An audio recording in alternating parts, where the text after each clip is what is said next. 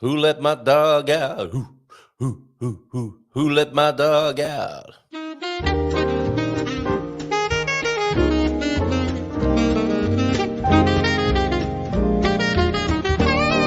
dia, Portugal! In Portugal, there's a YouTube show full of fun facts you need to know. Carl rings the bell and the members show to the GMP morning show. Featured guests will come and they will blow your mind. The audience will do so in kind. The little vanity mixed with some insanity on the morning show with GMP. Good morning, Portugal, and I'd like to welcome you to another fantastic day.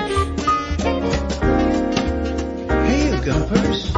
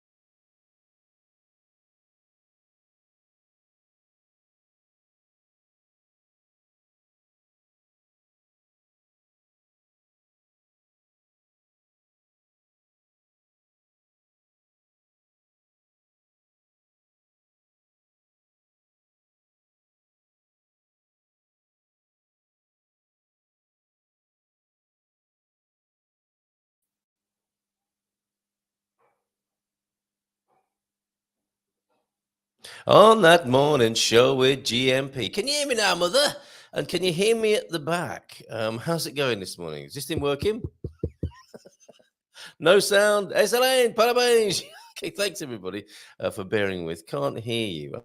Okay, so let me just get rid of a few. There are additional browsers. There's all sorts going on in this morning. Wow. Okay, I've got 3 versions of myself. Oh, okay. That seems to have sorted itself out now. Can't hear you. Can't hear you. Okay.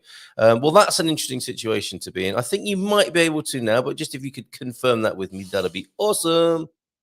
Yeah, from my end, it says everything's okay. There he is, loud and clear now. Thank you for bearing with. Never a dull moment, is there? Well, hey, fantastic! What a brilliant way to start the show and keep me on my toes. The redness is a slight embarrassment, but I'm looking pretty blotchy this morning. I can finally see now on the screen. I think that's a little bit of sun exposure from yesterday.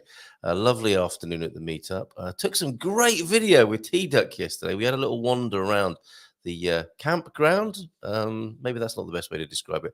The fairground, the Festa area. And we met a lovely lady called Juliana. And we'll do some work on those videos because they're a little bit off the cuff. But we engaged with a lovely lady who wanted to show me her Bifana. So more to follow on that in the days and weeks to come after we've cleared it with the lawyers. Quinton Dragos and Matti was in early this morning from his cloudy Pombal, his Pombal Nublado. How you doing, Matty? Borada from Coach Turner. Dougie would appreciate it. I mean, Borada, a Welsh greeting this morning. T-Duck was in early doors as well with some fabulous content, including another deep thought from Lewis Carroll and the National Pantheon. This sounds so impressive, doesn't it? Any country with a national pantheon deserves to be taken seriously. And we'll be finding out about Portugal's national pantheon this morning as well, with a picture to go with it too. Dad jokes. Cheers, T-Duck. And James is in, of course. Speaking a lot of, I'm loving this. We are speaking more Portuguese here.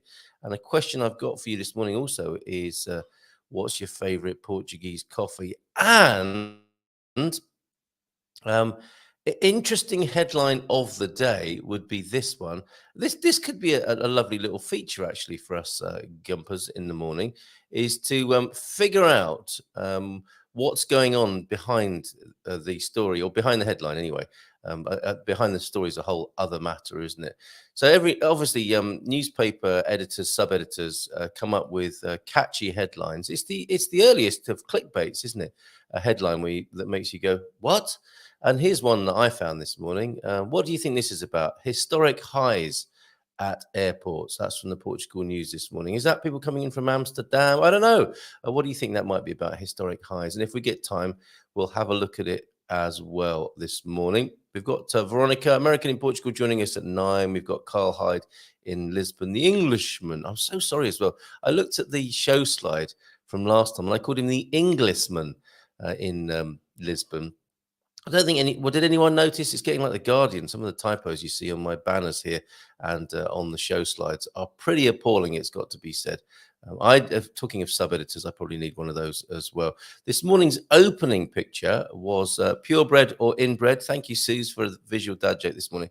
Funny thing about this picture, of course, is it looks a lot like Jimmy Choo, my dog, who was just scratching to come into the studio yesterday. I have to mute the mic occasionally and ask him to return to his little bed outside the door here. He can see me. He doesn't need to be all insecure and everything, but I guess he just wanted to be inside and close to the boss. But anyway, that looks like him, purebred or inbred. He's I don't know. He's a Heinz 57. Some say he's got a bit of Portuguese Podengo in him. And who doesn't like a bit of Portuguese Podengo in them first thing in the morning? That could be true. He's got a lot of hunting spirit. And the reason I'm showing you this picture and why I think it's so interesting is he seems to be turning up everywhere. In the same way that I was accused of moonlighting in the Algarve by Clive. Is that you playing the guitar, Carl, down there in the Algarve? Jimmy Choo seems to be leading a double life as well. He did escape, actually, on, I think it was Monday morning, and he likes to prowl the neighborhood. He got out, and I go and pick him up. Jimmy, for a taxi for Jimmy Choo. And he gets in the car and he comes back with his tail between his legs. And I think while he's out, he goes off on these photo shoots like that one. And this one, of course, which does look like San Martino de Porto beachfront. Am I the only one not allowed on the beach? Dogs on the beach or not at this time of year? When you compare and contrast dog behavior, there's one thing that dogs do on the beach, I guess, that upsets people. And here's another thing that humans do that can upset us as well, leaving all that litter. Although I have to say, people are pretty good, aren't they, in Portugal about this? Although it's probably the tourists, isn't it? It's probably the foreigners coming over here, leaving all their big hands on the beach like that. Jimmy Choo not impressed with that. So that's Jimmy Choo out and about on various photo shoots that I know nothing about. I don't know where the royalty checks are delivered to or his fees for these photo shoots. Anyway, he says Baddy as well this morning. Now we know the trick to have all 3 devices in sync in the house. All on at the beginning does the trick. There's no missing the GMP show at this house. Okay, I'm so sorry. One day we'll get there with some super fast broadband and an up-to-date computer that will deal with all of that. So thanks for bearing with, Baddy. And isn't it? It comes to something, isn't it? When the audience is doing workarounds to make good for something that's actually a problem at HQ here. So GMP VIP HQ this morning. I think we're over that first glitch. And I'm reluctantly pressing the same button that caused the trouble in the first place. Yes, I know. But I was trying to do something a little bit clever and bring the weather screen up. Because I mentioned the weather yesterday, didn't I? I think it's time to look at the weather again in the mornings, which we haven't done for months and months. But let's do that now, shall we? Let's have a quick look at what's going on with the weather around the country. And this is one of the pages at not GMP, at Good Morning Portugal.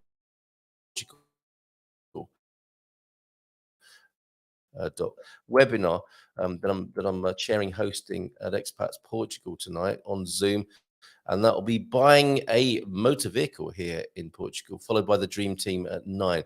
Astrid might prop in this morning if she gets the memo, but join us anyway tonight from 7:30 if you're interested in buying a vehicle here in Portugal. Jerry, an excellent presentation from Jerry. Inadvertently, unwittingly, he became the expert on this subject, researching it for other people, basically, who are asking that question on how or where to buy a vehicle in Portugal. So we'll be deep diving into that, as they say, on the webinar this evening. And I'm not getting the pull down menu I want behind the scenes here. Oh, yes, I am. Let's have a look. Events. I'll tell you a bit more about it then. Events tonight. Come on, browser, do your thing, please. Which browser do you use? 2 questions for you. Which browser is your favorite? I know a few of you are security conscious. Oh, and I think I found a VPN link. That's the Visible Panty Network or something, isn't it? The VPN. I think we've got a connection, an affiliation with NordVPN. Someone's going to come on and talk to us about that. I'm struggling to bring this event up for tonight. I'll come back to that maybe later on today. Let's see what's going on with the weather, shall we? And over here in Portugal, in Lisbon this morning, Lisbon's the only one on here with that's bilingual in centigrade and Fahrenheit. But do your conversion, double it and add 30, or vice versa. 29 degrees then today, Thursday, in the capital, a high of 29 and a low of 17. A little bit cloudy, as Matty has observed in Pombal this morning, and 66 that will be. 84 the high, currently 66, 84 the high in the capital. Porto's 23, starting out at 17. Coimbra could get to a high of 32. Look at that in central Portugal there. Coimbra at 32, Faro 28, and Braga 30. So even up in the north, getting temperatures of 30. Aveiro 24, Beja 36. Look at that, the temperatures edging up for summer. Castelo Branco 34, Évora 35 today, the possible high. Leiria, our part of the world here, 29 degrees. It's a beautiful sunny day. It was a lovely day in the bay yesterday for the meetup. Santarém 35 degrees, Viseu 32. And let's have a quick look then at the autonomous regions. Azores, a bit of rain, light rain, 19 degrees at the moment, could rise to 21. And Madeira, chilly in Madeira, could rise to 17, but at 10 degrees at the moment of the centigrade, and a little bit of cloudy sunshine there. I've missed you, weather. Isn't that nice? We'll do more of that now that we're looking at temperatures that we can become the worst, or have we? The worst of the technical problems. I'm clicking the remove button for the weather, and it doesn't want to go. And I'm getting alerts on my screen. Close the program or wait. Let's see. Let's see what happens. I'm going to wait and see what happens there. Oh, I think we're back again. I think we're back again now. Okay, let's go see what Coach Turner's suggesting as well today. We've heard from Matty. It was a borada from Coach Turner. And what's Coach Turner's tip of the day? He's just brushing up on his Welsh before Diolch yn fawr as well. You might like to know, mightn't you? Come on, weather, go away. Look, we've talked about you now. It's time for you to leave the screen. There we go. A borada from Coach Turner, who is brushing up his Welsh. Are you off to Wales then? Next trip west in a few weeks' time. So trying to keep up with learning Portuguese, French, and Welsh all at the same time. Brain fried. Maybe we could translate that for you, the various versions of brain fry in those languages that you mentioned. What's brain fry in? There's probably a special word in Portuguese for brain fry, isn't there? God Squad tip of the day then for today. So a little slip up yesterday after a lovely lunch with Mrs. T. Crispy pulled pork with finely chopped vegetables and puy. There's a bit of French for you. Puy lentils, fab. Open the window, followed by fish cake in a creamy, followed by, which was that? Did you have 2 mains there, or did you have one of those each and share? Sounds good. Of course, it was accompanied by wine, says Coach T. Come on, comment. Where are you? I have clicked on you, and the weather wants to be here. The comment don't want to be here this morning. Oh, here we go. Of course, it's accompanied by one cheeky pink. Perfect. It's got to be kept chilled, though, isn't it? As soon as it warms up, rosé's not so nice when it loses its chill, in my view. You get that kind of syrupiness, don't you, at room temperature. The really good news is that I didn't put on any weight. Back to being a little more careful today. Report tomorrow on Coach Turner weight situation. Of course, most of us, says G, need motivation to control. Come on, comment. Where are you? To control the urge. Here we go. To control the urge to overindulge. And we're all different. It's funny that, isn't it? At a moment's notice, Thank you very much, whoever that was. And then, but with food, I have got a bit of a belly on me at the moment, and we may be starting on a new app, having a look at a new fitness app from our friends Henry and Nina, who you may remember, who are lovers of Portugal and have been on the show back in the day.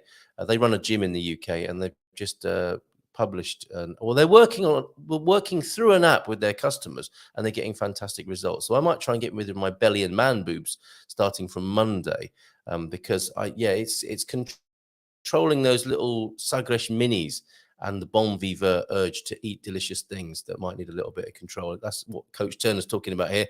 Mine comes from hating my tummy when it bulges. Oh, don't be hating your tummy, Coach Turner. Why not love it back into flatness, as it did after last weekend? I'm basically a tart. Well, thank you. You've been very authentic, open and honest this morning, Coach T. But love that belly.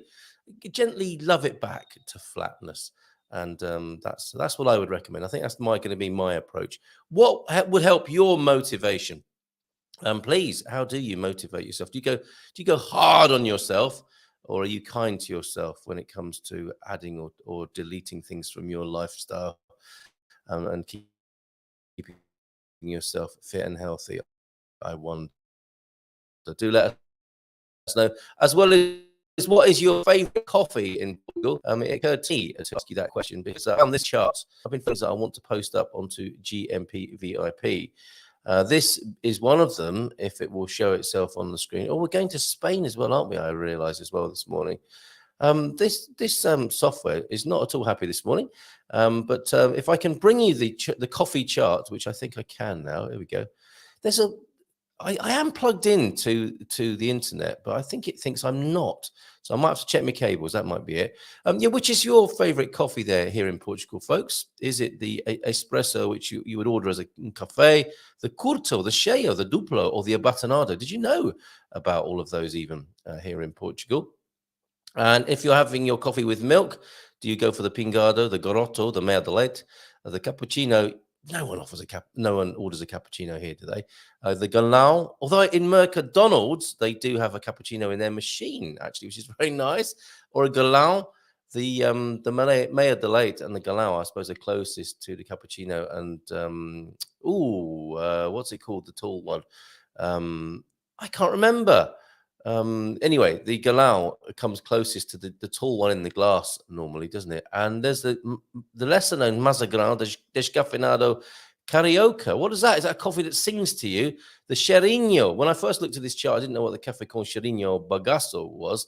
I do now. And the café mocha. Does anyone order a mocha? Lips the color of mocha. Bon dia alegria from T-Duck this morning. Let us know which coffee you have here in Portugal. Oh, I think we're connected back to the internet again now. That's a relief. Excellent stuff. Well, good morning to you then, T-Duck, in at 8:06 this morning, and with a deep thought of the day, continuing with Lewis Carroll. I keep wanting to say C.S. Lewis. Lewis Carroll. C.S. Lewis, of course, all that imagery of getting into a wardrobe and climbing through the fur coat. We know what that means. Deep thought. You're mad, bonkers, completely off your head. But I'll tell you a secret. I wasn't talking to you directly there, Veronica. You're mad, bonkers, completely off your head. But I'll tell you a secret. All the best people are. That's Lewis Carroll. Lewis Carroll was an avid puzzler. I didn't know this, who created the word ladder puzzle. Now, word ladders, are they like the word search, or is that something a little bit different, which he published in his weekly column for Vanity Fair magazine between 1879 and 1881. Thank you very much for that, Lewis Carroll. And you don't have to be mad to tune in, but it does help, I guess, would be a variation of what Lewis Carroll said, what he said. Quem Sabia, then, the Church of Santa Engracia is a 17th century monument in Lisbon, Portugal. Originally a church. It was later converted into the National Pantheon. And there we go. There's the picture of the National Pantheon with some nice chemtrail, whichever way you look at it, in the sky there, and some slight scudding clouds, I think they're referred to, in the Lisbon skyline. Looking rather serious and imposing with that skyline, don't you think? The National Pantheon there.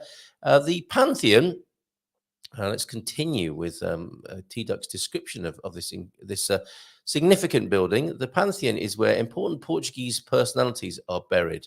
It makes it sound like if you misbehave, you get buried there.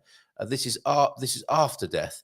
Is where important Portuguese personalities are buried. It is located in the Alfama neighborhood, close to another important Lisbon monument, the monastery of São Vicente de Fora. In 1681, construction began after previous structures collapsed. And it sounds like a series of engineers, architects, and builders were fired. Or was that because of the earthquake? I wonder. In 1681, construction began after previous structures collapsed. Construction stopped in 1712 when the architect, this is an ill-fated building, isn't it?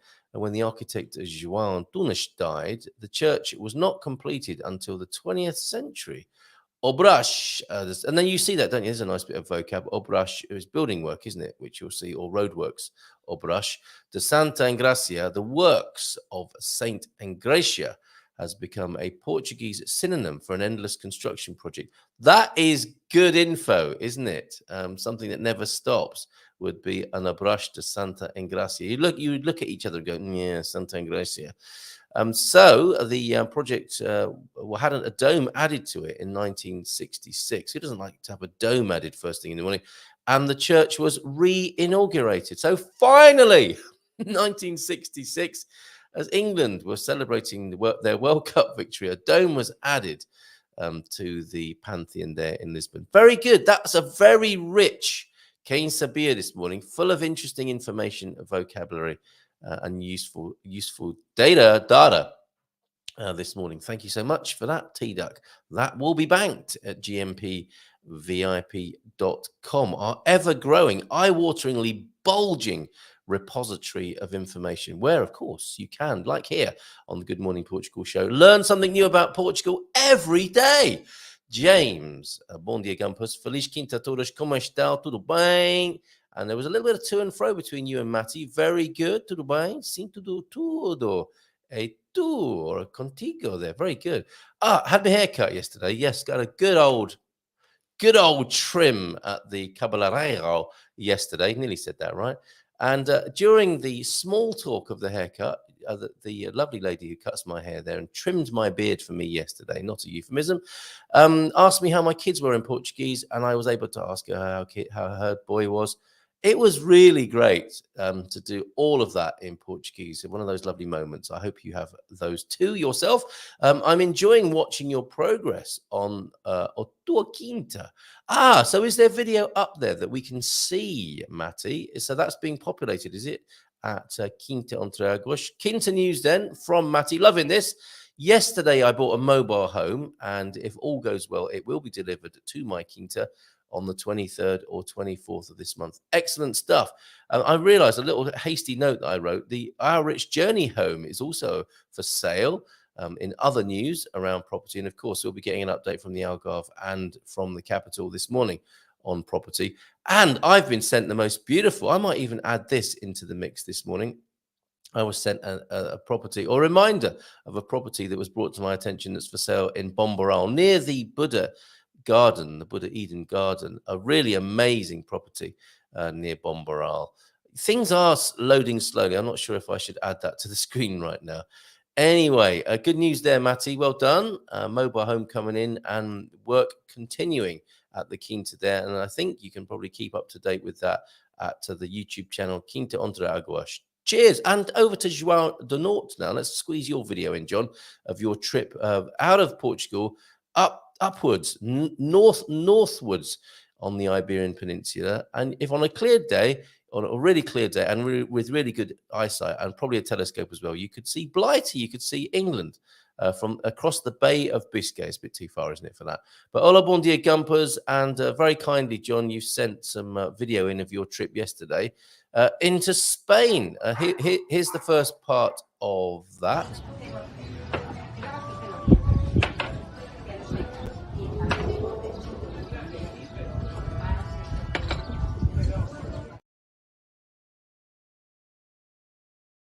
That would be the Tita Rivera, La Tita Rivera, looking north toward England, even if you can't quite see it.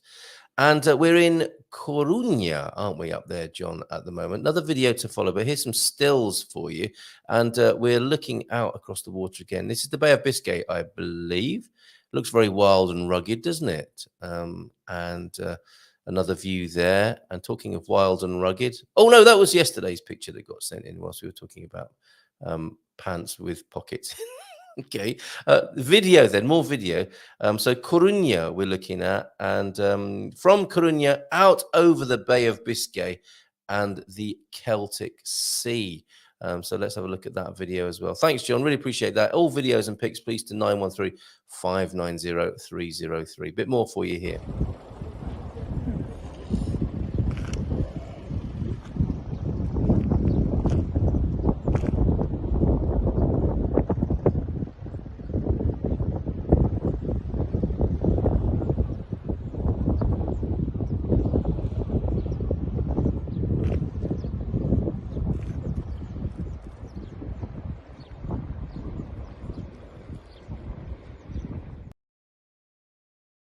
I feel refreshed just seeing and experiencing that. Thank you, John. And of course, like all good trips out in Portugal, should end with, oh, which coffee was that then? Is that is that how the Spanish do a coffee? That looks like a latte, doesn't it? Or something even more elaborate than that. Or is that a cappuccino with a two-tone cappuccino there? And a huge chocolate croissant by the look of it. Final stop in Santiago de Compostela on the way back. Now, that's a chic-looking cafe there. Is it called the Organic Cafe? I can't see on the squiggly writing there.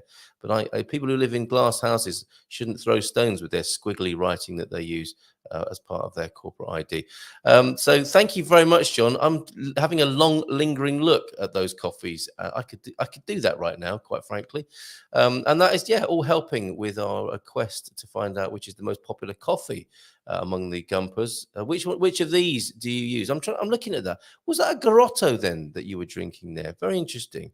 Or was it a mocha? Did you have a cafe mocha?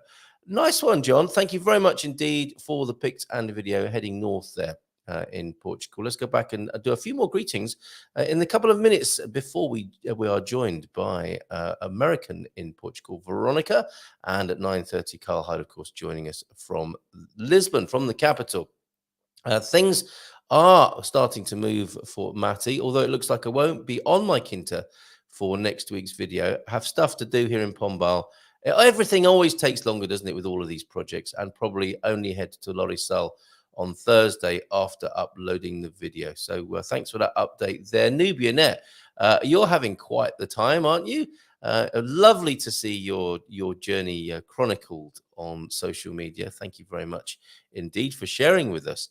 And thanks, Owen. Thanks, Stephen, for your earlier technical support. And Victoria in now as well with an hola bon dia, kids, from sunny Portimao. Bon dia, folks from central Portugal. Just loving this part of Portugal these days. Can't wait to get back. Yeah, just as you're starting to love it, you're popping off for a little while, aren't you?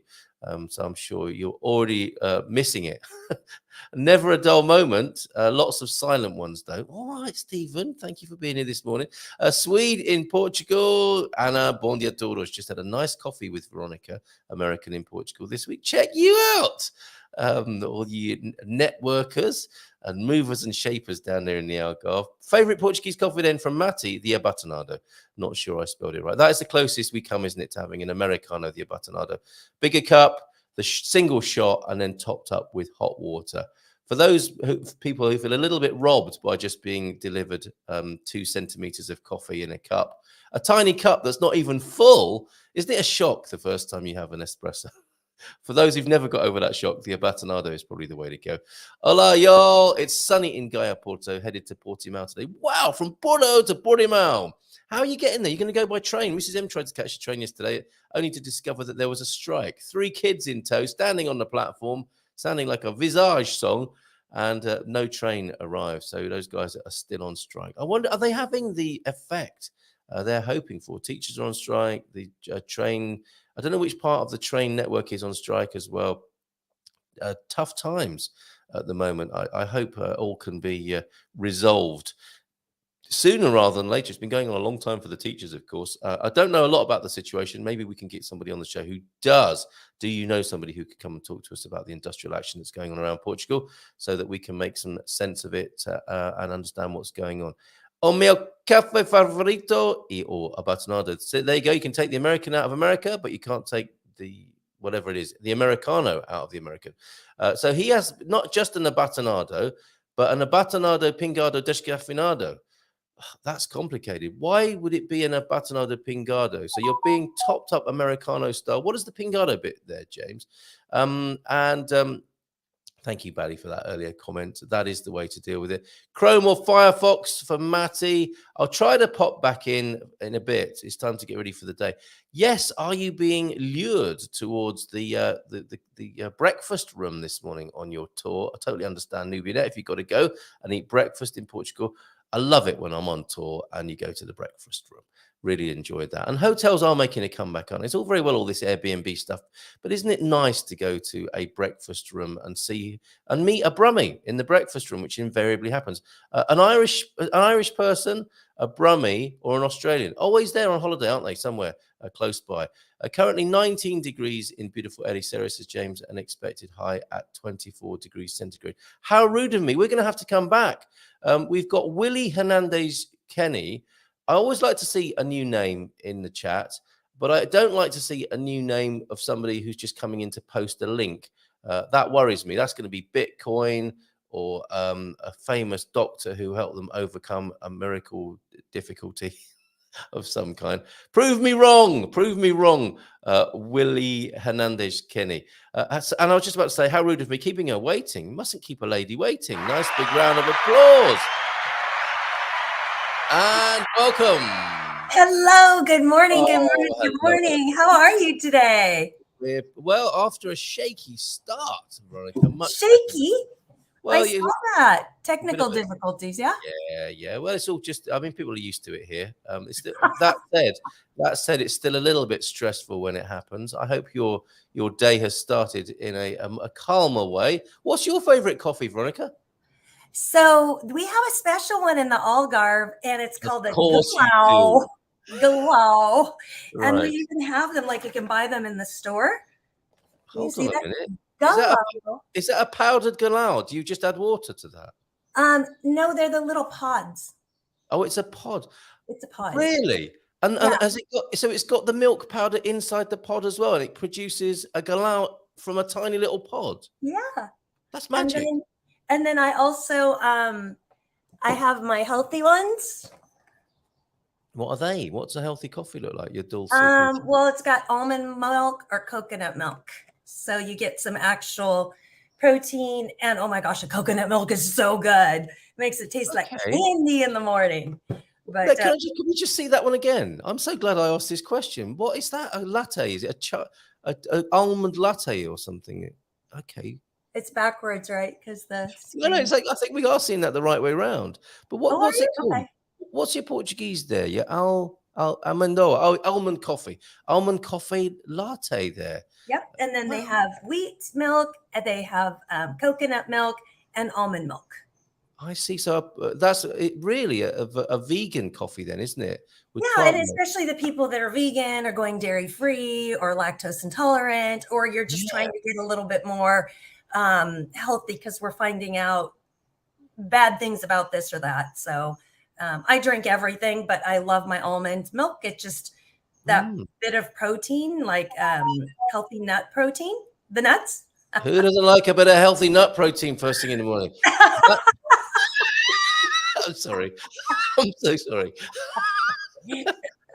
There are some times when you shouldn't go there because you know it's going to make your face really red off. Okay, now I'm just going to bait you. I could not stop myself. Right. So how have you been since we last saw you? I mean, you have a slightly different backdrop this morning. Oh, yeah. So that's downtown right now. It's just so beautiful. I was trying to decide, do I want that or do I want this beautiful beach? Because our sand dunes are huge right now. I sent a little clip of our beach. It's just ridiculous. And those are some of the videos that I put out, like what's beach life like right now? And because our beach is hidden and people can't find it, it's just ours, right? And so we have like 3 miles of fluffy, like huge sand dune, fluffy sand beaches. Interesting. I And didn't know that. yeah, That's a VRSA thing, is it? So in Aveiro, for example, the beach is miles away out of the town, isn't it? You go to Aveiro and you think, oh, we'll have a look at the canal and the boats, and then we'll the Molly Sailor, should they called, and then we'll pop to the beach. And then beach is like a 20-minute drive away from Aveiro, basically. You go to Barra or Costa Nova. Whereas in VRSA, it is there, but it's hidden, is it? it's hidden because there's a pine tree forest and preserves, and that's why it's not full of hotels and junk, right? It's just got a huge pine tree preserve, and you bike through the little preserve, and then boom, you're on the beach. And then it doesn't get crowded because you have to bike or walk to it. Otherwise, you kind of have to go to the very point of the peninsula if you drive.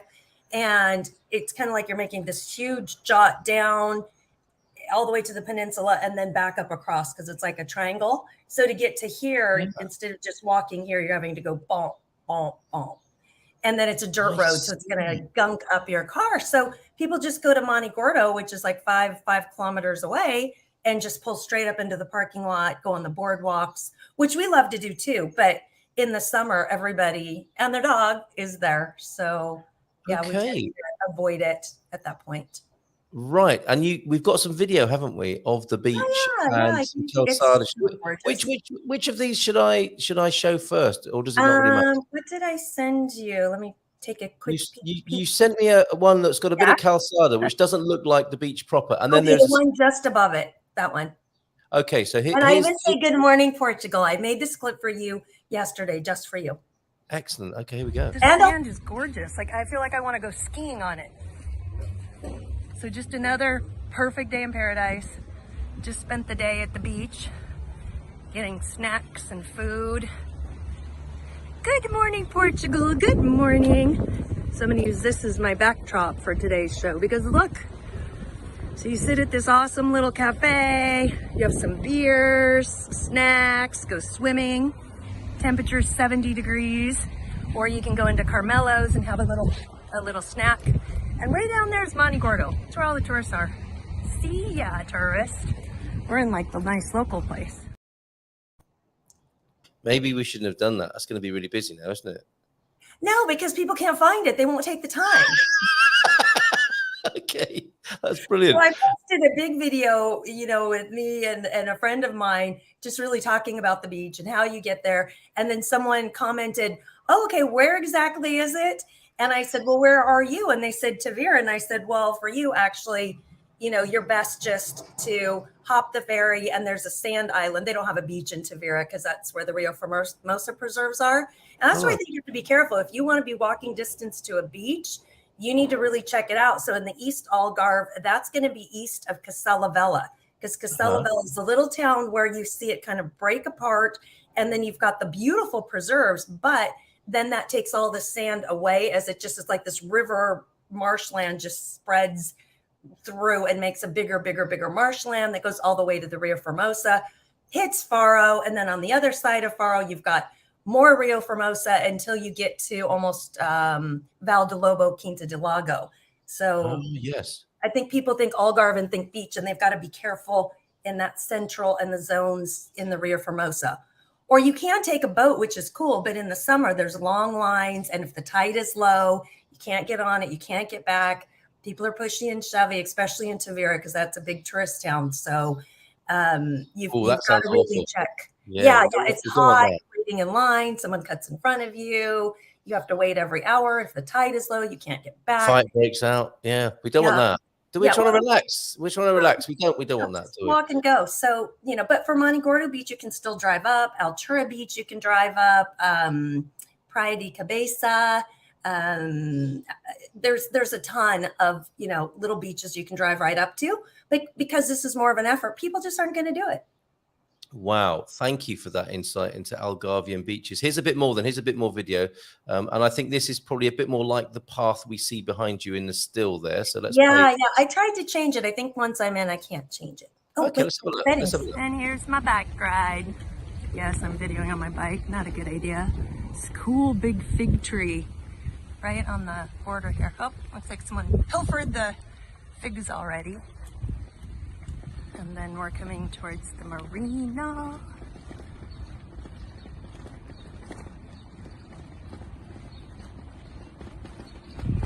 And then behind me, that's the ocean. That was just the ocean. What are you like? Videoing while you're going. When it swung round there, I thought we were going in the water. I do that with my friends all the time. I'll have my camera and I have the little like holder, the little pop socket thing. So I'll have it like this and I'm biking and looking around and then I'll go like this, woo! And they're like, stop it, you're going to fall off. Yes, I did that. The videoing is not so bad. It's after you've decided to take a video, which I did on my bike the other day, it's stopping, isn't it? Because you think, okay, I need to stop now. And I've got my camera in my hand and I need to brake with one hand and come to a standstill with just one hand whilst holding a camera. Didn't really think that through, but it turned out okay. But that's wonderful. Thank you for those videos. Really wonderful. And so that's beach life in VRSA at the moment for you, and the secret beach, which is shrouded, obscured by a pine forest, which makes it a little bit difficult to find, but a real treasure once you found it. Absolutely wonderful. Yeah. And I mean, it's literally kilometers before you get to Monte Gordo there. And then there's nothing all the way to Spain. So it's these gorgeous sand dunes just full of like, and look at, there's like one set of tracks right there. Yeah. You know, it's just untouched. It's gorgeous. In August, people who stay in Monte Gordo will come over here. They know it. And the ones that want more privacy. And then, you know, people from town, there's a lot of second home owners here in Vila Real, de Santo Antonio, you know, Portuguese who actually have a second home here. And they, of course, know the beaches and they're here with the kids and it's more vibrant. But for now, you pop up a chair, they'll bring you beers. There's great music. And that video's online. But someone had said, you know, again, how do we get to it? And I'm just like, oh my gosh, for you to get to it from Tavira, unless you have a car and you're really hunting, to take the train and then come over and carry your bags. I said, just hop on the ferry. You've committed to Tavira, learn Tavira, you know, be there. Yeah. People are a bit funny though, aren't they? As a YouTube channel owner, sometimes you just can't do enough for people, can you? Like I've just made the video of how to get there and you're asking me how to get there. Watch the video. No, I need you to tell me personally.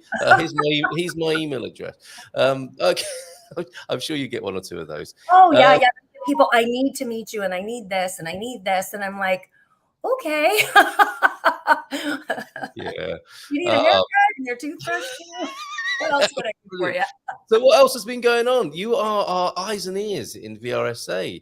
Anna's met up with you. She's one of the lucky ones who was able to meet up in person. So what's been going on down there?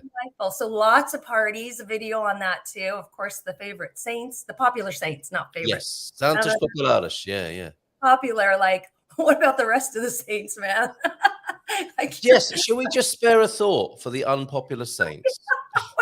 Like, you're not popular, sorry. We're gonna have parties for these three, the rest of you are out. This is a really bad time of year for an unpopular saint because they're just having their faces rubbed in it, aren't it? It's all about the Antonio and the Pedro and the San João, is it? The third of the three.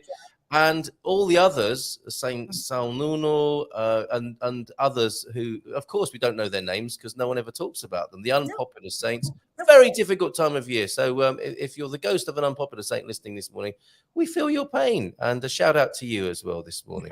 and whatever it is you're the patron saint of. And you're not very busy at the moment. People aren't praying to you right now. So that's what's going on. How to get to the beach. Okay, so we need to find out this morning who is the patron saint of hidden beaches, so that when you drop to your knees after an hour in the sun trying to find VRSA beach, you would implore Saint whoever you are to help you find an opening in the trees, and then it would be there. It is, the beach. My prayers have been answered. Right. What else has been going on? You got Santa. Look, I wore my white dress. I could like fly. You are indeed a saintly vision. Saint, are you reminding me of your T-shirt? Your T-shirt swap. Okay, so Santos Populares in the Algarve. I mean, that's quite enough to be going on, but I suspect there are one or two other things as well. Yeah, so I also posted the parade. So if you kind of want to see the parties and the parades, there, you know, is the beginning of all of the celebrations. And then there's night after night and dancing in the square and so many fun things. That one's on my channel. I didn't send, or may have sent it to you a week ago. I don't know. I think it was like, we're having so much fun here. Or maybe that was Louisa. But like dancing. We had a fun poetry night where we wrote poems. I even wrote a poem about being an expat. Did you? I Have you did. how long is it? Have you got it with you now? It's a minute. It's probably too long. I can do the end though. Yeah, why not? That'll be lovely. Okay. We began to hold meetups and make new friends, sharing resources, stories, and don't do this dead ends. We're talking about expat life here in Portugal, right? Yeah. The friendships grew and we established quite a bond. We named it the tribe and it grew from a virtual beyond. We've shared dinners and this is you too, right? We've shared dinners, drinks, parties, and holidays too. We've shared joys and victories and supported friends feeling blue. The group continues to grow and some early members are gone, but we're still here as friends and virtual memories continue on. The joy of having a channel, right? The virtual memories. So here's to the vlog and the connections it made, a family of friends in a digital age. Through laughter and tears, through joy and through strife, we stand strong together for we love our expat life. Yes! Very good. So you had a poetry evening, and what did you? Was it facilitated? And I gave it a shot. It was my first one. It was kind of fun. That was beautiful. And so, was there a poet there to encourage and coach people, or did you just decide to have a poetry night? No. So the gal Sandy, that I have the video that people don't watch because you put poetry on a video, and people are like, no, it's all about the Algarve. It's like. I know I'm like, you got to watch your titles, but it's beautiful. I probably spent more time making that. We drove around all day long. She talks about the gypsies and the carts and the people getting sunburned on the beach, like all the things we can identify with. And it's this great video. And it took probably 1,000 hours of editing to get, within that little clip, just that little, horse and the carriage and film all the different things. And put it together. And then I think I got like 1,000 hits. But anyway, so that's Sandy. I encouraged her she had beautiful poems. I encouraged her to get them published. She got them published. She has a book. Now she's gotten her second book published. So she put together the poetry night.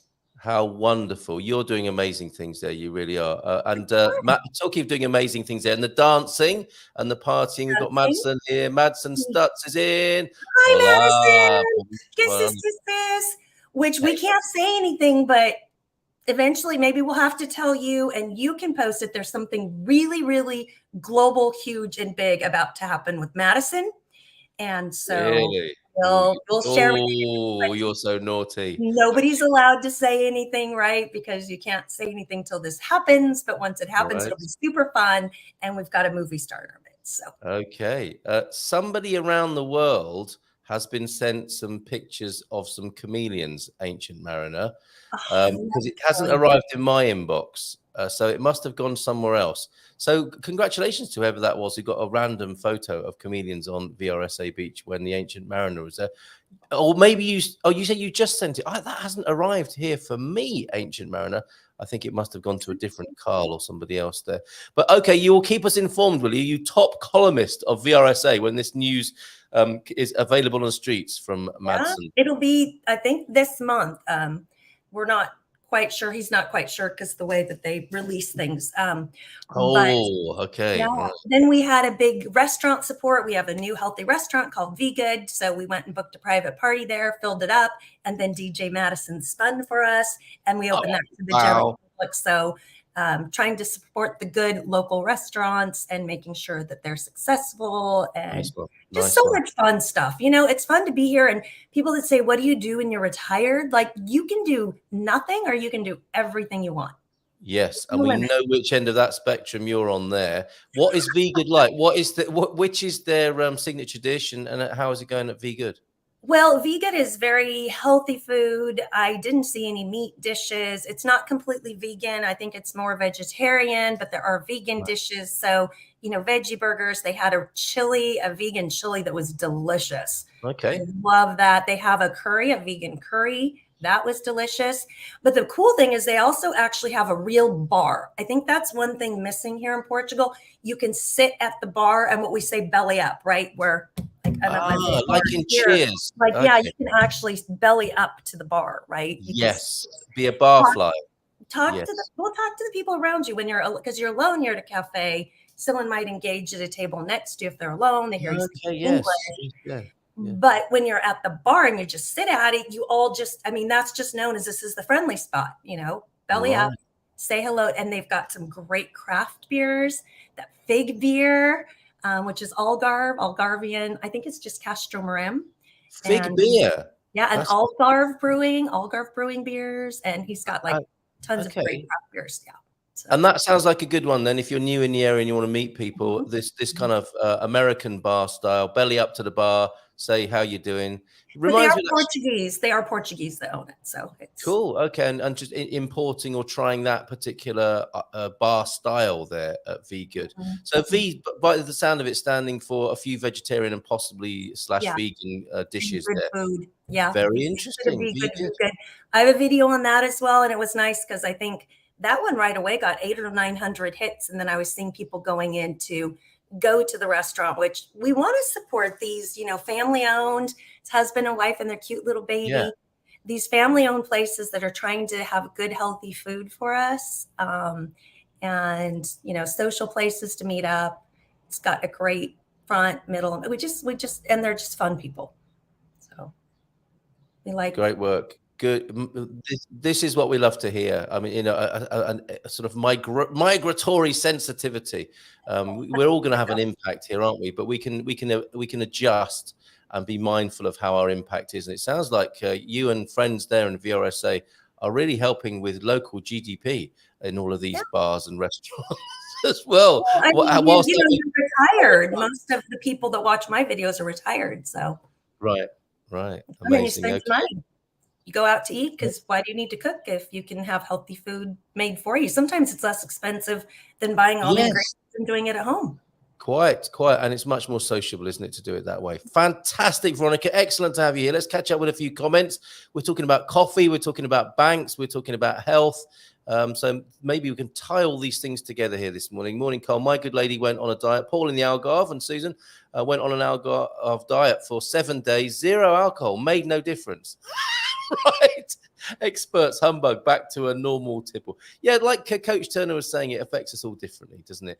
Don't worry about exercise, Matty. Remember the farm, lots and lots for you to do. Di says, you are jerking quite a bit, Carl. Oh, Di. My advice for it's a technical problem. I can explain. My advice for weight regulation without doing complicated diets is intermittent fasting. And it's so easy to read that, Veronica, isn't it? As intermittent farting, but that's you know, you don't even read half the time. Your brain just sees the word and it comes out. Like you're not going intermittent. It's that whole word concept. You just look at it and your brain says, "This is what it is." It is, but on this occasion, it is fasting. The 8-16 version. 8 hours you can eat, followed by 16 without any calories. Water and coffee, tea without sugar is okay. Oh, she's gone. A blooming shayo. I don't know what's happening here. Oh, there she is. What have you got? Hot. I'm turning on my air conditioner. Oh, you're turning on the AC. Okay. We need to get some people, some sort of Chippendale style fellas with fans while you're on the show. That would be a much better look, wouldn't it, than the AC? Right. Okay. I don't know if anyone remembers the Chippendales. That's going back a bit. Isn't it? A number of times I've been misheard and found agua. So Cheirinho Sheo. Okay, Pete, that's really helpful stuff. Yeah. Be careful, especially if you're driving and you end up with, oh, that was a strong coffee. A little bit of safari in my life, a little bit of safari in my life, a little bit of Firefox on the side, a little bit of Chrome is all I need. Thank God for that. Sus, Bondi. Best coffee in Portugal is at Baddy's house. Okay, all round to Baddy's house after the show. Our very own version of there you go. There it is, the Galau, popular for Veronica as well. Try a day pruning and tractor stuff, and then fast for those hours. Loads to keep you fit, working life. Which system is that, Veronica? Which one do you like? Is that the cafe? It's Nescafe. Right. The George Clooney one, is it? No, okay. I don't watch TV. Who watches? I don't have time to watch TV. I watch you. Exactly. You're my TV baby. Thank you. Well, I don't have a tractor yet, says Matty, but I do forecast weight loss in my personal future. He's sounding like a psychic now, isn't he? I forecast weight loss in my personal future due to farm work, which is great. I saw it in the cards. It will be. I will also be tanned without doing any sunbathing. Well, yeah, he's going to be a Greek god in no time there. Pete was up at 6, or German god. I was up at 6, shifted 8 50-kilo bags from the house to the shed, watered over 100 plants. That's probably the best way to deal with number ones, isn't it? Is water the plants with it. Pete, a pool cleaner in and opened and netted all before 6:30 a.m. That's not a quiet retirement, is it? If anybody wants or needs information about intermittent fasting, send me a direct message. Cheers, Matty, for that. And re-coffee then, Veronica. Look, I've tried several times ordering a Duplo and received only looks of confusion followed by interesting. Okay, so what is the, if Portuguese people help us out? If you want a Duplo, presumably is a double espresso, is it not? So how should you get that without getting too beakers? James Awesome, Portuguese mate. We say it. What, it's the way you what? It's the way we say it. Like I say galao, and they say what, and you have to go galao. Oh yeah, 5 years later, Maya delayed. What? Mere delayed. That's what I've said and what I've been saying all this time. Read Duplos. I've consulted several of my Portuguese friends who had no idea what I was referring to.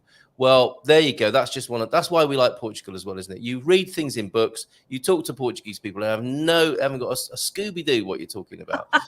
Those were a couple of cappuccinos with a sprinkle of cinnamon. Very good. However, I prefer a sprinkle of chocolate, to be honest. Yes, that's an important distinction as well. Learning the basics of how people actually talk are two different things, and the accent, especially the rolling R's and nasal sounds, are hard to master, James. You're doing great. Muito bem from Peter there in a teacherly way, giving you they said to do it like H's. What's that? H. The rolling R can be like a. Oh, okay. All right. H. I see. Yes. Yeah, I'm with you on that. And then you get it in the back because you have to do that instead of the. Okay. Oh, if you fancy popping across to Portimao today, how far is Portimao from you from VRSA, Veronica? It's quite a way, isn't it? It's a long way and another, like, it's a good hour and a half, and that's is it that's as far as that? city. So Portimao is very big, so you're looking for places like that's good for the people who live there. I wouldn't recommend traveling for an expat meeting there. There's tons of expat meetings around here. You know, try to get in your own town. Okay. So you know first the people in town, and they'll branch out and introduce you to other people in other towns, or meet up to those with similar interests. But you could be forgiven for thinking, couldn't you? That's an Algarve meetup. I'll just pop across there. The Algarve isn't like that, is it? From east to west, you're talking a 3-hour drive? It's depending, like if you're me, I'm in the far east looking at Spain, right? And then at the other end, going all the way down into Sagres, and those towns aren't always easy. Portimao down to like where it's Albufera, Sagres, any of that. You're hauling through tiny roads. You get behind a camper, you're done. You know, it can turn a 20-minute drive into an hour. It's ridiculous, but plan 2.5, 3 hours at least, end to end, at least. Amazing. And that's on the tollway.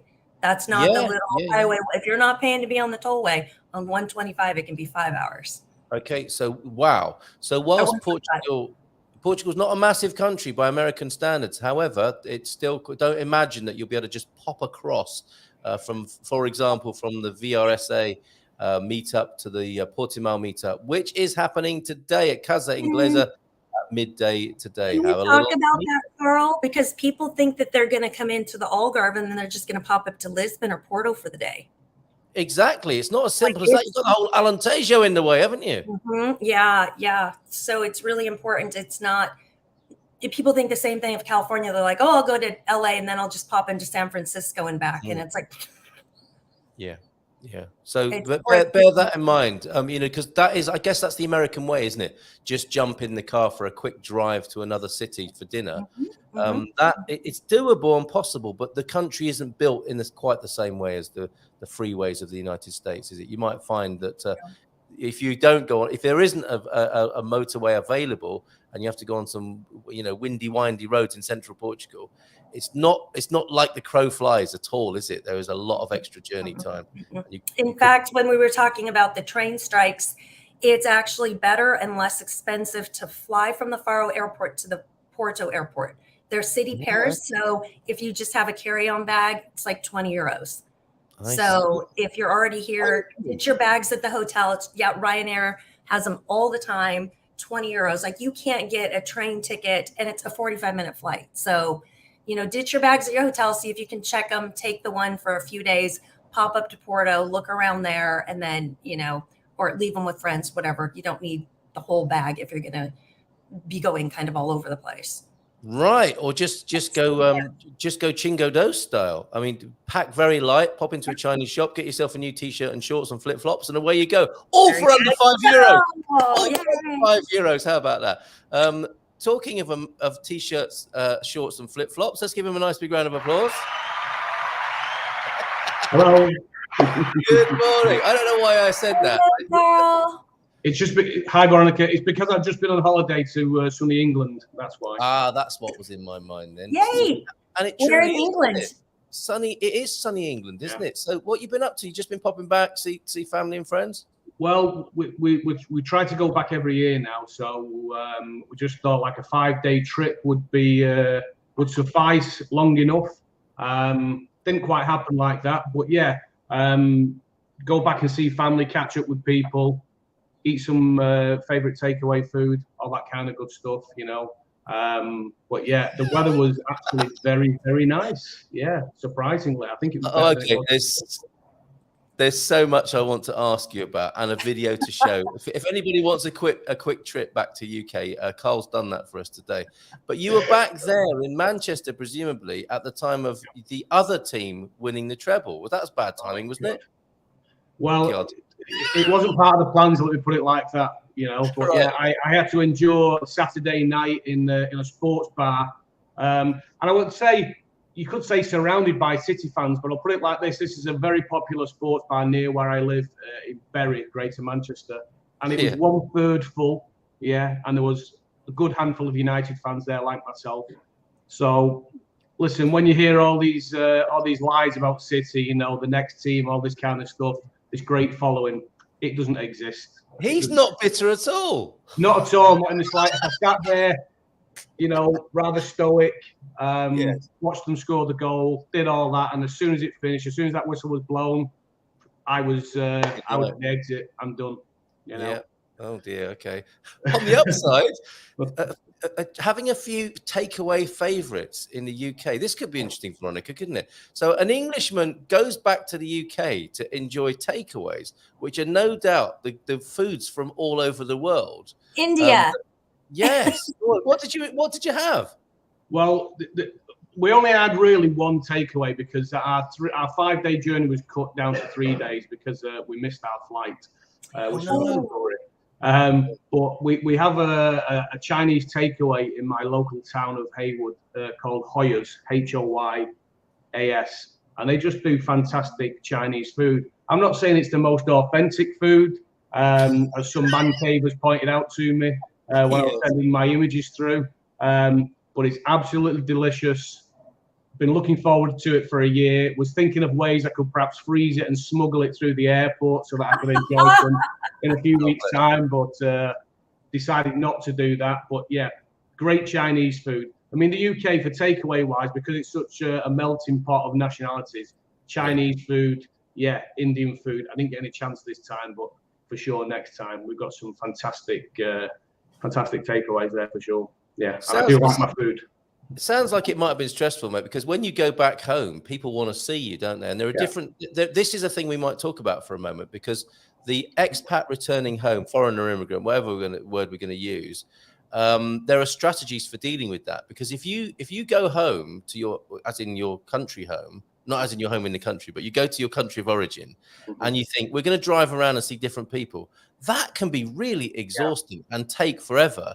The best strategy, as far as I'm aware, is to say, I'm going to be in this place at this time with the family. Come and see us there. And then no one's got the, because when you get back, some people have the hump, don't they? Oh, you came back all this way. You didn't get in touch. I think you're 100% right. And that's what we've had the other side of that when we used to come to Portugal a long time ago, before we moved here.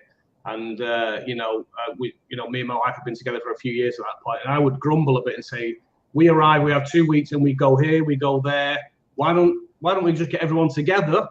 Yes. They can all say hello. We can have a great party. So that's become the norm, and that's what we did in the UK. Our first full night back, everybody who was important to us sort of came, said hello. We had some drinks, told stories, and all caught up. So that's the best way. But it is stressful because there's always somebody on the. And when I say on the periphery, I don't mean that they're less important, but it's how far out do you go when you make contact and say, hey, I'm back. You've got a limited amount of time. Yes. So, and there's always going to be someone who's got a hump about that, I guess. Absolutely. Well, and if they really want to see you, they can come to that party or event. Yeah. And I flew all that way. There's so many of them. Yeah, I flew 1,000 miles. So if you want to just sort of make up that little final bit of the distance. Otherwise, shut up. Okay. Yeah. I got to come to you. There's one of me. I got 3 days. How did you miss your flight, though? I've got to say, it's still something that's irked me quite a little, and I'm going to be contacting the airline today. But basically, usually we fly Ryanair, which offers sort of late night flights. Oh. This time we booked with EasyJet, which are early morning flights, and we arrived at the airport with probably an hour and 45 minutes to go to our flight. So we didn't think anything of it, a fraction late. We got in, we walked through. By the time we got to the gate, it was closed. And they were just completely unapologetic. Really? No friendliness, no, hey, my kids were crying, because it was really upsetting, actually. No. And I got rather upset. But I think we probably missed the gate by maybe a minute or two. The problem was the last hurdle was passport control, and it was a long queue, and nobody was interested if you were going to miss your flight. And then the staff that, I'm not sure if they're EasyJet staff or whether they employ a local company to manage that side of their operation. They didn't give a damn. And basically just said, go and book another flight. No help, no assistance, no smiles, no friendliness, zero. So it was a really bitter experience, actually. But, ultimately we got through it. We got out on the other side. We had to go back through passport control as incoming people, sort of thing. That was a very long 1 hour queue with I think with non-EU passengers, because it took such a long time. Yeah. 3 kids crying the whole hour. We went to the EasyJet desk. We booked flights for the next day, and we sort of suck it up and get on with it and made the most of what we had. But not a great experience.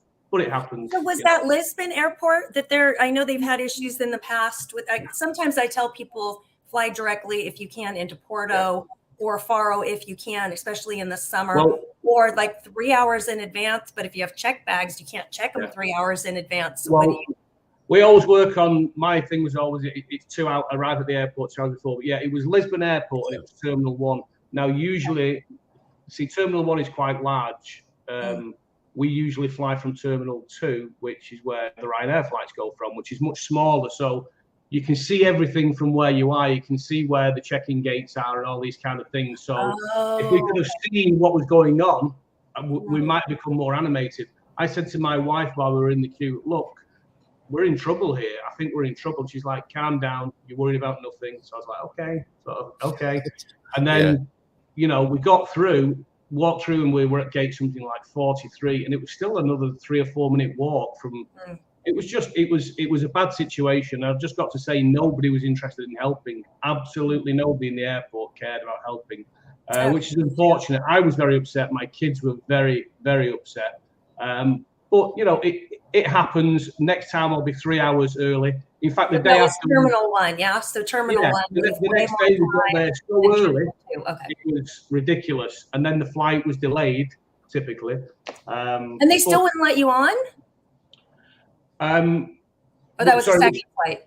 No, the second flight was fine, but we arrived very, very early. So we Oh. sat sort of waiting. But that first flight was delayed and they wouldn't let you on the plane? No, it wasn't delayed. It was just the flight was due to depart at 7, and we arrived at the gate at 6:45. Now, I accept that we were running behind.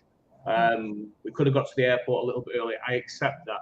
The worst part about it was the complete lack of any empathy and complete lack of any sort of real effort to assist. They basically said, try and book another ticket online. There's another flight in 2 hours, or go to the EasyJet desk. The problem with going to the EasyJet desk was we would have to go through passport control, which subsequently took us a So you then wouldn't get back through again in 2 hours. So because it was hard to take, but you know, we got there in the end. You go through these things. It's the first time I've missed a flight in my life. It will never happen again. Yeah. Never, ever, ever. But it's a good story to share, right? Because people need to know. And, you know, there's a sneaky new rule they've implemented a lot of airlines that says if you're not at the gate 45 minutes early, they can give away your seat. So a lot of overbooking. And if you don't have an assigned seat, they can just give it away if you're not there. Right. So it's like a sneaky thing. Like you just got to get there. So I suspect that may be like an American Airlines, and I don't mean the company American Airlines policy, because you do see these videos on YouTube occasionally where people they're sat in their seats and then suddenly they're being ejected from the plane because it was overbooked and things like that. I don't think that happens in the UK. I've never seen anyone ejected. I've heard those stories, but because normally they'll ask people, hey, for a couple $100 if you give up your seat and a hotel, and people will be like, cool, and a free flight. They're like, cool, I don't care, I'll get there tomorrow. But for the actual gates, I'm pretty sure that's everywhere. You have to be there, especially, you know how people they make you buy your seat these days. So if you don't have a seat number, you are not on that aircraft. Yeah. And I don't know, was your flight completely booked full? Because we're talking about budget airlines here, so it's part of the booking process. You know, it kind of, and I don't complain about the booking process with these. I love Ryanair. Yeah, I love Ryanair too. It's great. All I go with Ryanair. Yeah, Ryanair's a price point for me, but ultimately you do have to. I always pick an aisle seat near the back of the plane, so I'm always booked up with a seat. But yeah, it was a lack of empathy. There was zero. When I say zero empathy, I thought, well, your jobs can definitely be taken over by some AI because you've got zero value as a human being. You know? But I mean, that's an interesting. That's where we're at, isn't it, at the moment? I think. Yeah, robots should replace you if you can't help. Yeah, but this whole thing about it's a bit like conversation we were having about Seth last week. There are certain employees and organisations where the atmosphere and setup is so toxic that people do get to that point, and that is a horrible point for humanity, isn't it? Because it doesn't work. Obviously, that can't be a nice job to do where you've got to a point where you don't care anymore. Sorry to interrupt, but just on Seth, there was when we were going through passport control, there was 2 guys stood there talking, chattering away. One of them was sort of firing some jibe at one of the people queuing up, and I knew it was a Seth guy, had a badge on. And I said to my wife, let's talk to one of these and tell them I'm going to miss our flight. And she was reluctant. She didn't think we had a problem at that point. So I went to the guy who was dressed. Well, it turns out he worked for TAP. But I said, look, I think we're going to miss our flights. And the Seth guy was stood next to him. And he just said, I work for TAP. I don't work for EasyJet. And that was it. And the Seth guy would do nothing. And that really sort of hurts because people make mistakes, you know. We're not lazy in that respect. We don't intentionally turn up late. We're not usually, in fact, we weren't badly organised this morning. It was just, a series of mini events. We weren't even that late. As we were walking through the airport, there was no final boarding call, nothing. It was really so a series bad. of unfortunate events. Yeah, absolutely. Yeah. So and then you're met with this situation we seem to have at airports now. There's the strikes, there's the CEF thing. There's this, I suppose, where the public and the organisations have I would say to those people empathy breakdown. Yeah, well, I'd say to those people who work in those jobs, because I support strikes generally. when they're purposeful, and when I think people have a right to do that, then I would support that, whether you work in an airport, whether you work in the post office and it's Christmas or whatever. But workers have rights. But don't forget who your clients are and who your customers are, and we're the people who will support you. But we won't support you if you're going to treat us like crap, when you're doing your job. So stay professional, and I would always support workers' rights. Yeah, and I don't know if that was part of it, whether people working there are on a low ebb. Likely they are. A lot of workers around the world are. But just remember, I'm still a client. I'm still a customer. Yeah. I just want to be treated fairly. Yeah. And watch Carl's Mindful Mondays. Yeah, that might help. Now, whilst we're about it, why don't we talk about airlines, Seth, and now banks in Portugal as well? Let's stay with disgruntlement for a moment. Hi, people. What's the best bank account for expats? Now, we've got T-Duck, who's straight on this and is an unhappy bunny when it comes to working with Millennium. Millennium has locked me out of my account 3 times. I tried to transfer money to my US broker and PAL locked out. It took 2 trips to a branch and 3 phone calls to restore access.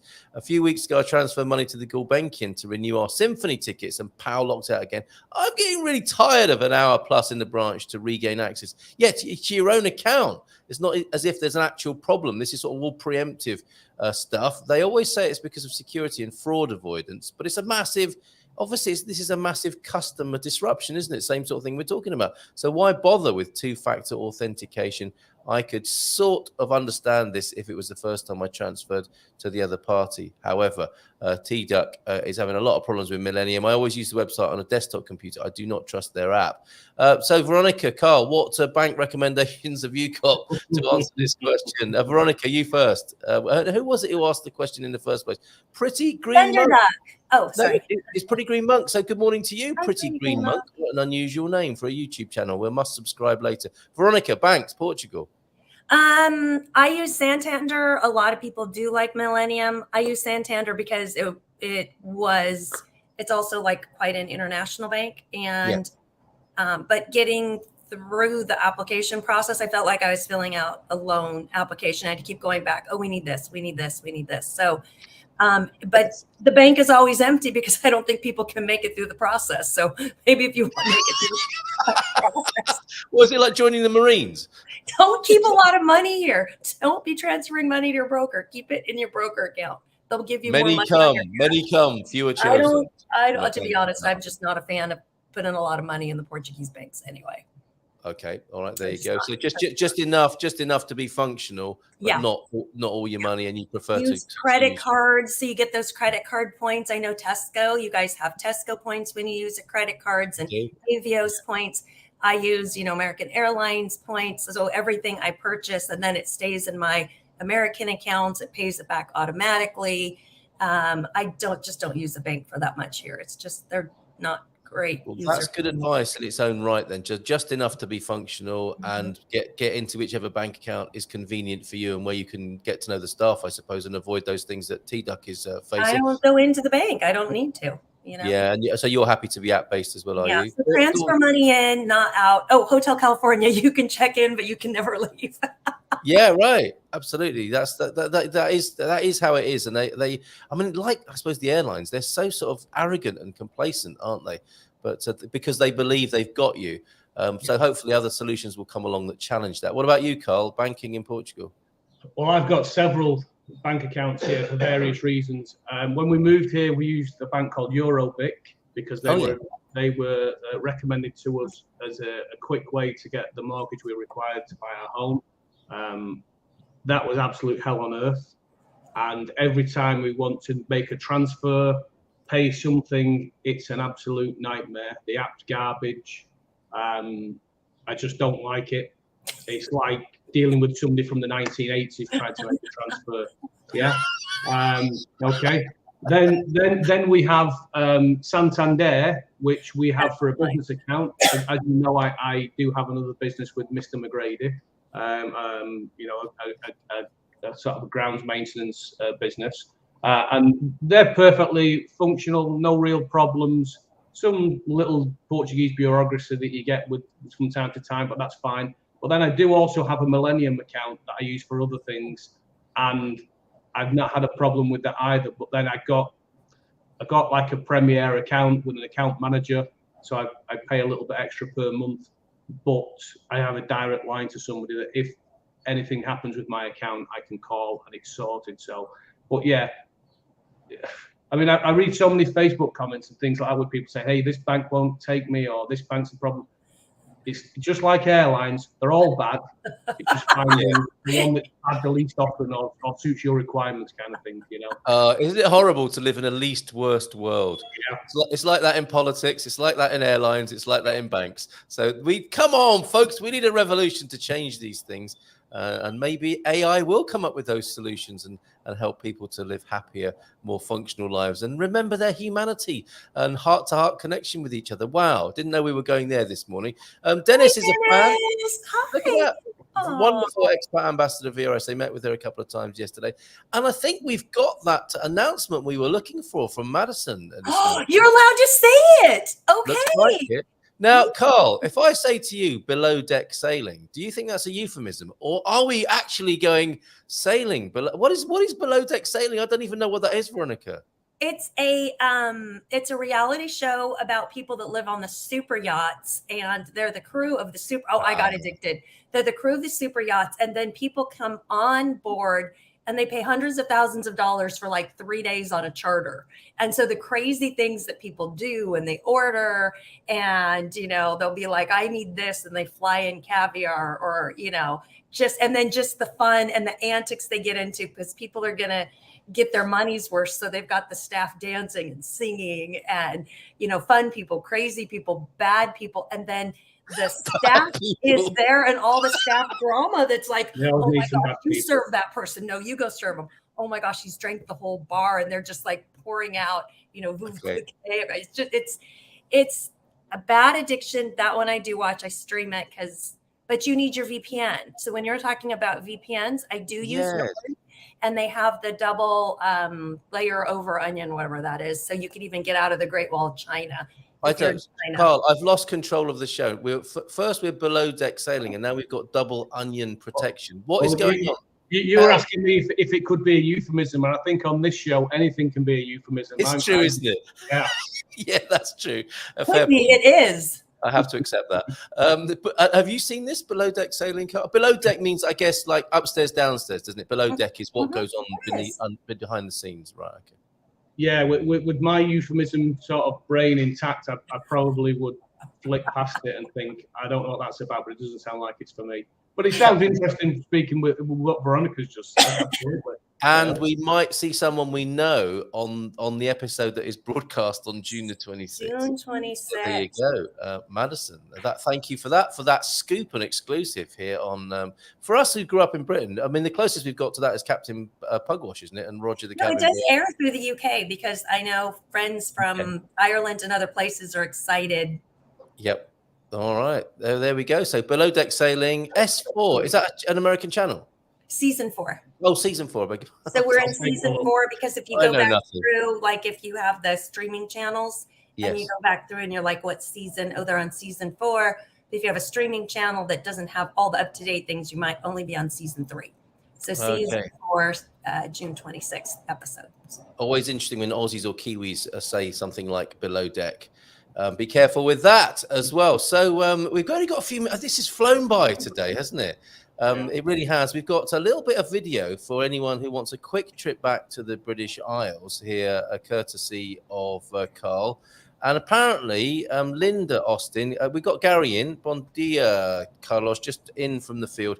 They're all like farmers here, aren't they? Gentlemen farmers, just in from the field. Oh no, it was a pirate, not a farmer. Collecting some potatoes and digging.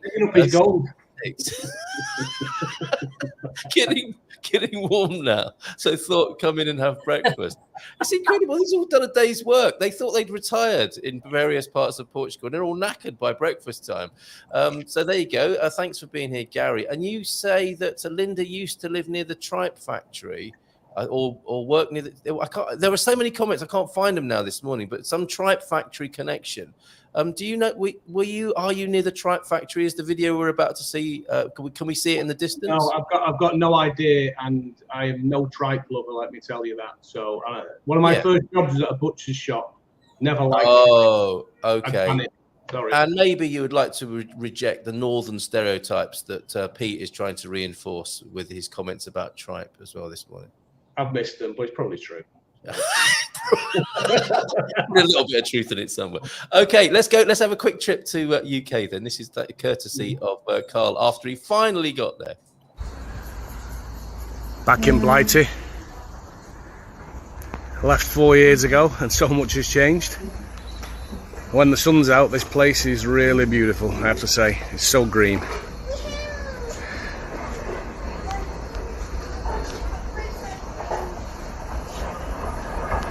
I think we're getting the old train. There we go. Classic England.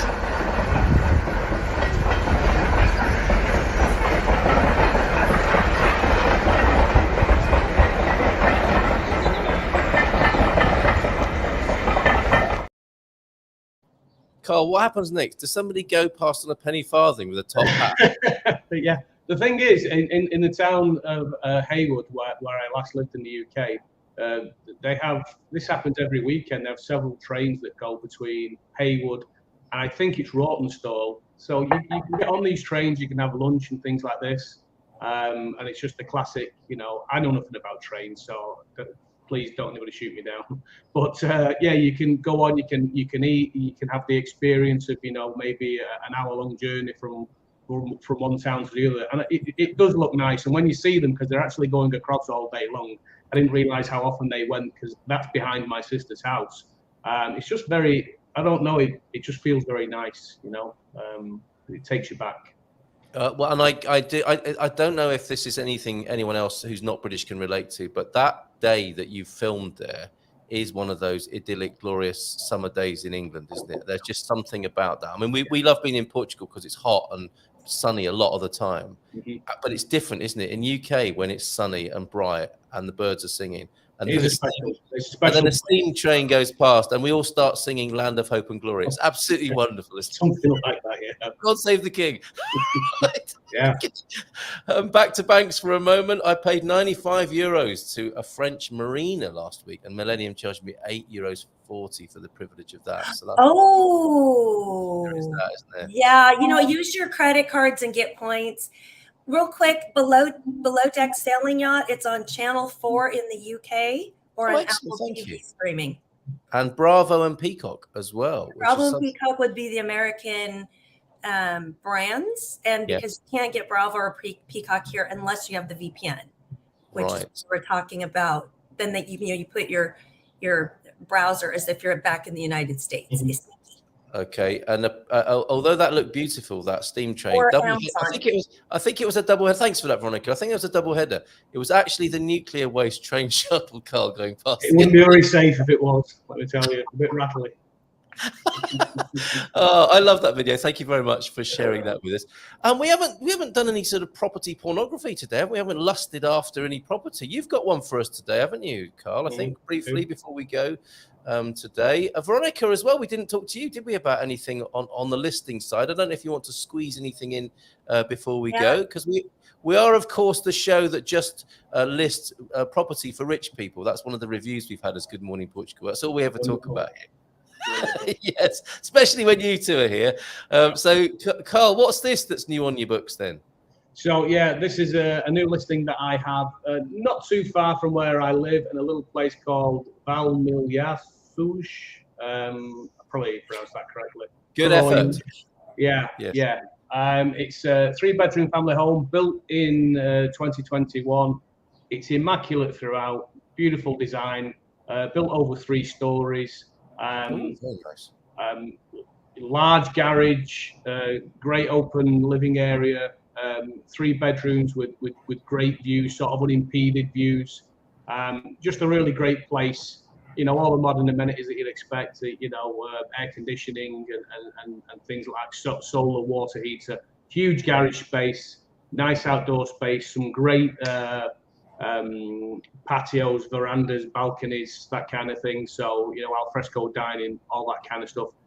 It's a beautiful place, fantastic schools nearby, 10 minutes away, awesome beaches, the best beaches, in my opinion. I'm a little biased, 10, 12 minutes away. So just a great place to live, a nice, peaceful place to live. It's a fantastic home. Absolutely. South of the river we're talking about, are we, in Lisbon? We are we are talking south of the river, yeah. So and Paloios is on the railway line, isn't it? So in the way that Bobby has this as identified. Yeah, with a Gad Mail. Yeah, you're on those it's very close to that. It's probably 5 minutes from that at most. So yeah, train line nearby. Obviously, you're not too far from the highway, so you've got all that easy access. Maybe 20 minutes into the centre of Lisbon by car, or you can jump on the train, and then you've just got beaches all over. Local towns like Seixal, which is a village. Yeah, great. You know the area. You know the area very well. It's a great place to live. It's a great home. So very nice. Very nice. Looks beautiful, and that is a truly a great location. Thank you for sharing that. I'll put the link to that in the chat. We can't go without the dad jokes this morning, but we haven't asked you. We talked about so many things this morning, but we haven't actually talked about property with you, Veronica. Have you got an update? I do have one. Things are really hopping here, right? So remember there was that video that people were going viral on in January saying, "Oh, the bubble." Things have only gone up. So that was bad advice. So, again, Carl and I both agree. We discussed it last week. Always buy for a 10-year real estate cycle. There's one for sale right next door to me, and it's got a huge deck overlooking the river. I just sent 2 pictures. Sorry, I didn't send them earlier. I'm bad. I should have that last night. But it's 3 bedrooms, 2 bathrooms. It's a duplex inside. So upstairs, downstairs. And 275 with a river view is unheard of, because the one above me only 275 river and ocean views. Huge deck on the top. It's got I actually shot the shot from the top, I think is what I showed, because apartments are apartments. They're great. You can make them however you want, but the views are incredible. So 275 for these views, it's killer. The one above me went in like a week and got multiple offers, got offers over asking. Oh, that one's the back balcony. I'm sorry, shoot. I was trying to do but I mean, you have an apartment. Yeah. And I mean, you just be able to get, that's the Very river nice. that leads to the ocean. It's a river and the ocean, and little ferry building. A view of that quality for 275 in VRSA. That's amazing, isn't it? And who doesn't like a big deck? First thing in the morning. We like a big deck. that is the back deck, I think. That's the back. Sorry, that's the back deck. But that's, I mean, fair play. You're outside living in this apartment, both front and back, by the look of it. Yeah, Incredible. and then you just go downstairs to the marina bar, hop on a boat. That's my favorite, where the little umbrellas are just behind. It's one of my favorite cafes, looking in the whole stretch of the Litoral de Santo Antonio. It's is fantastic. And amazing. how do people progress on that if they want to show more interest? They can email me info@americaninportugal.com. I'll send it off to my agent, or if they go direct, then you know how. If you're on the sites, it takes a day or 2 for them to get the information. And then one guy got all worried. He's viewing it tomorrow, but he got all worried. So he emailed everybody in the world. And so now she's got all these agents calling her. And she's like, yes, I got his information. Don't worry. But people panic, Don't panic. Well, it's easy to say don't panic. Well, they do need to panic, honestly. But you Panic! Remember, they don't come back to you. It's not like a bidding war. They don't come back and say, hey, we got 3 offers. Here's the highest. They just take the highest. Yep. So you need to get in there and put in your offer. Maybe panic then in this case. That does look beautiful. Thank you, both of you, for those excellent tips this morning. Let's go on our way then with a bit of dad joke action this morning.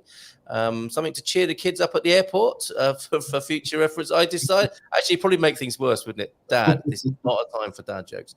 I decided to finally face reality today.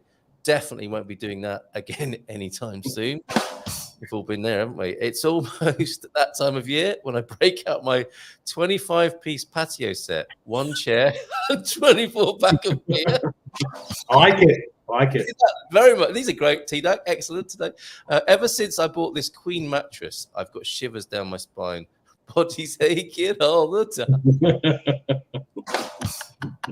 And you see a little silhouette of a man in the middle of the night. Excellent stuff.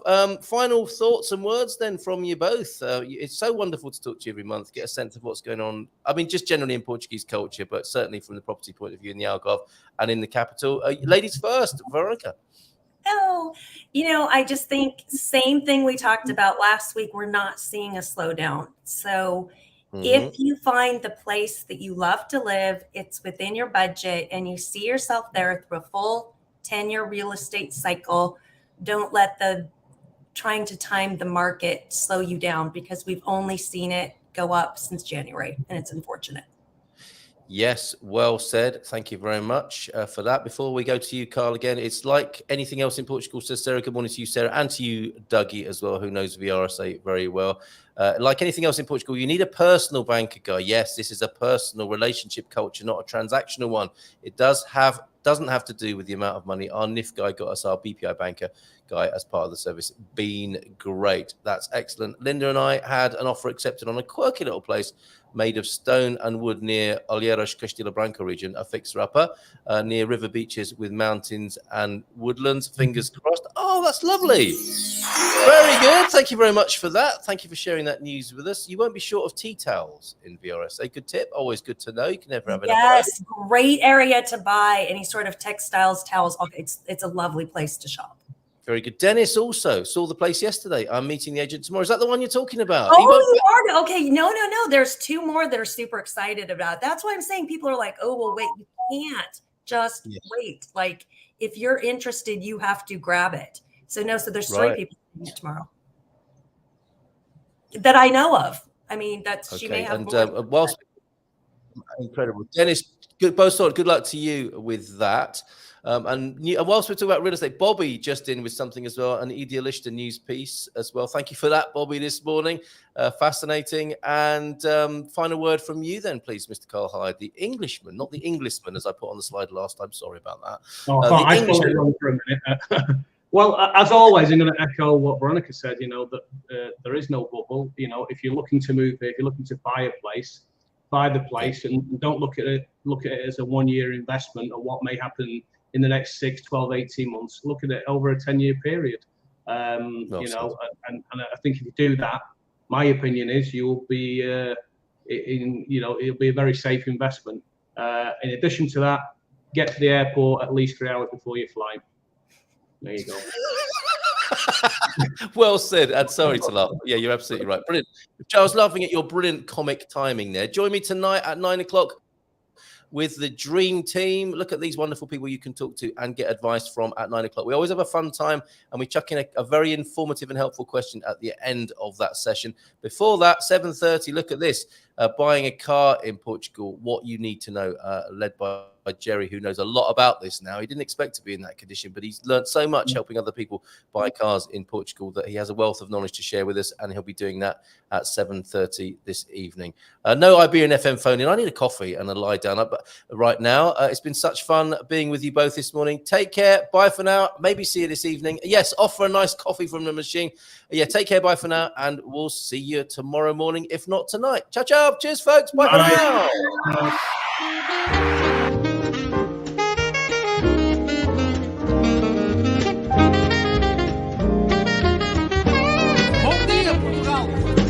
In Portugal, there's a YouTube show full of fun facts you need to know. Carl rings the bell and the members show to the GMP morning show.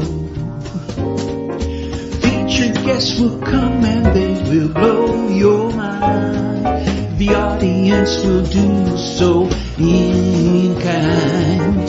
A little vanity mixed with some insanity on the morning show with GMP. Good morning, Portugal, and I'd like to welcome you to another fantastic day. Hey, Gumpers.